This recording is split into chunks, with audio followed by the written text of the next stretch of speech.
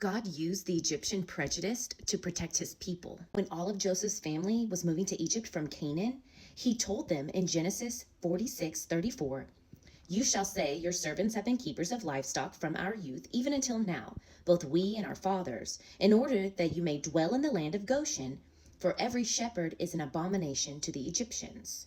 At this time, Joseph is second in command in Egypt, and the famine has driven his family out of Canaan. Jacob and his sons and all his family are about to enter the most powerful kingdom on earth at the time. And Joseph gives them very specific instructions. Tell them exactly who you are. Tell them that you're shepherds. Why would Joseph highlight this very thing that Egyptians hated? Because Joseph understood something about God.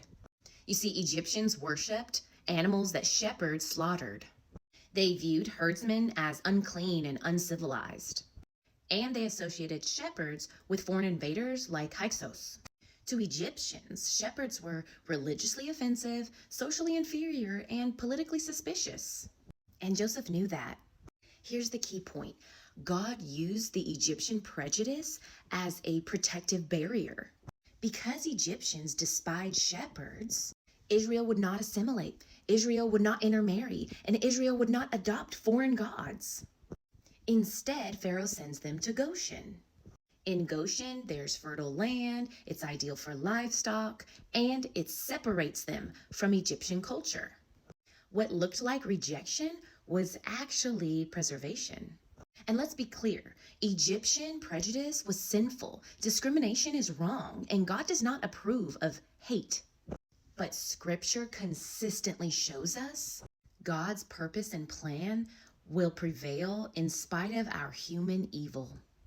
Joseph himself even said in Genesis 50:20, "You meant evil against me, but God used it for good." So why does this matter?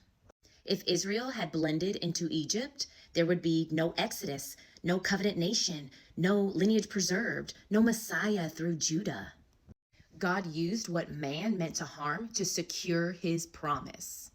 Sometimes God answers prayers by closing doors, creating distance, or letting people reject you. And not because he hates you, but because he's guarding what's on your life. What Egypt despised, God exalted. Abraham was a shepherd, Moses was a shepherd, David was a shepherd, God himself was a shepherd, and Jesus' birth was announced to shepherds. The world said abomination, but God said chosen.